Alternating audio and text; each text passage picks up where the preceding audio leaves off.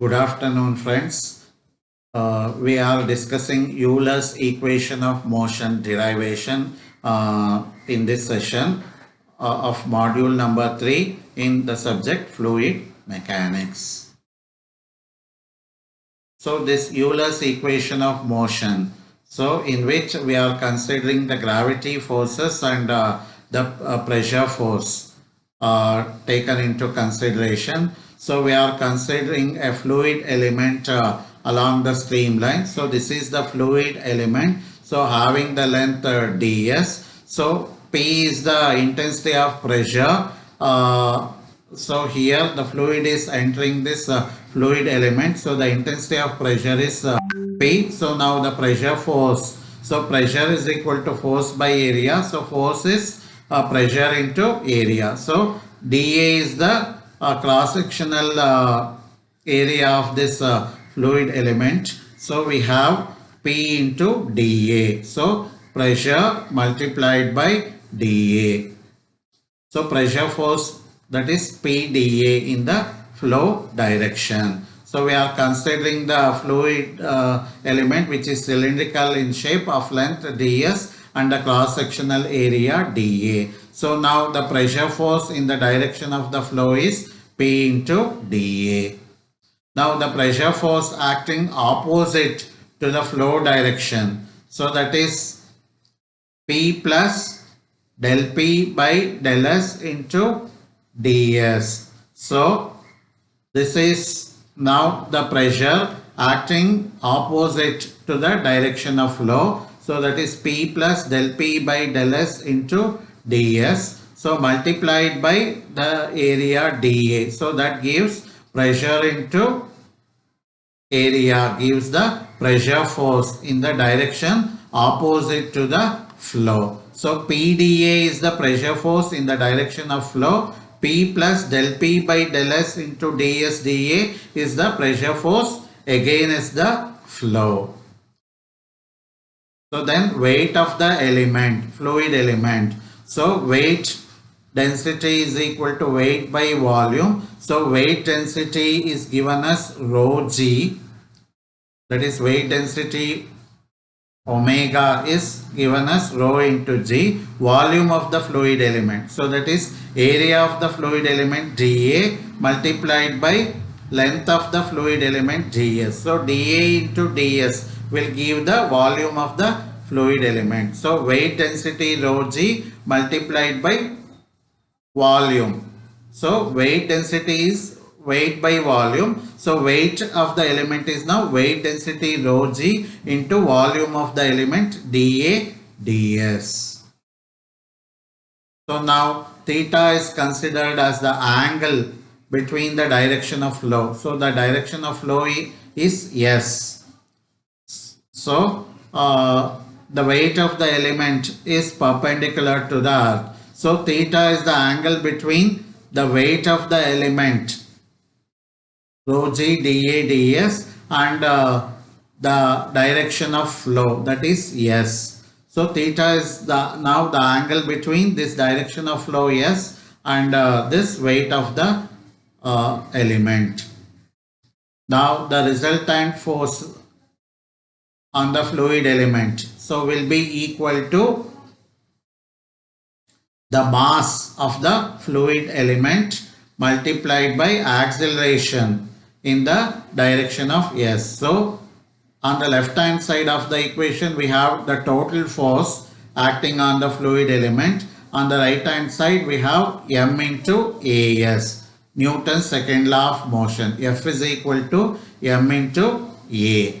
So the resultant force now acting on the fluid element. So one is the pressure force in the direction of flow PdA, and the pressure force opposite to the flow, that is from right to left. So this is having minus sign. Then this rho g dA ds. So that is weight of the element with its cos component, that is in the direction of S. So if we split this inclined force into its cos component, so that is the direction that is going to the left.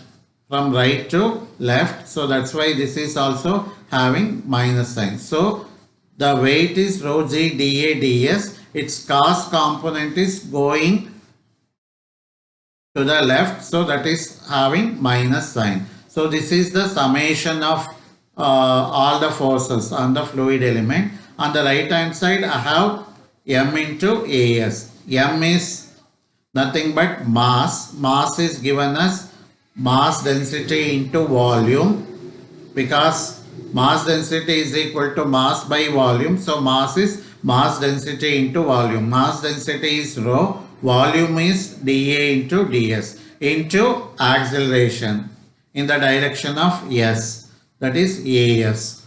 As is the acceleration in the direction of s. Now we know that as, acceleration, is given as dv by dt, velocity with respect to time. V is function of s and t. So writing its partial derivation, del v by del s into ds by dt plus del v by del t.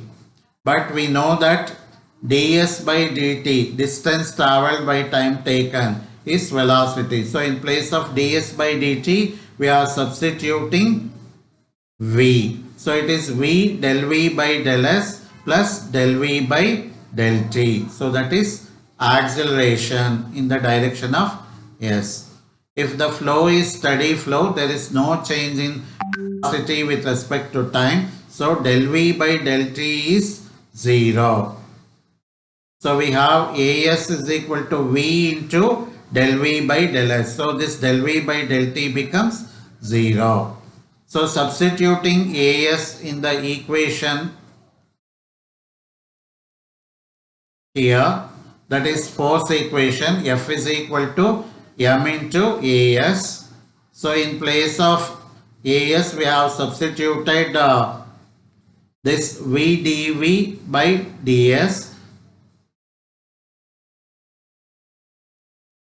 So here on simplifying, so and dividing, so we are getting the equation del p by rho del s plus g cos theta plus v into del v by del s is equal to 0.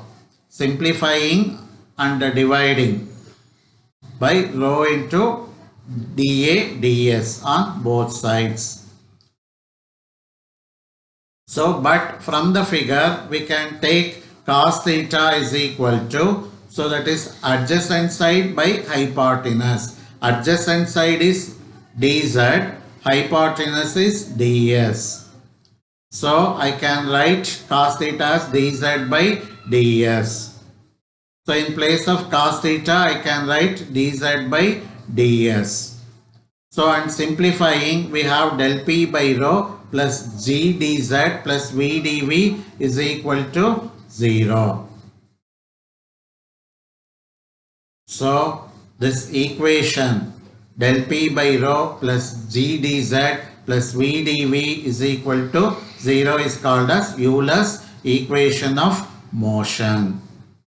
From Euler's equation of motion, we are integrating the expression. So it is integrating all the three quantities. We have del p by rho. So here rho density is constant. So integration of dp is p by rho plus g is taken outside the integration as constant. So g integration of dz is z, and integration of v with respect to dv is v square by 2 is equal to constant. So p by rho g plus v square by 2g plus z is equal to constant. So this is the Bernoulli's equation of motion.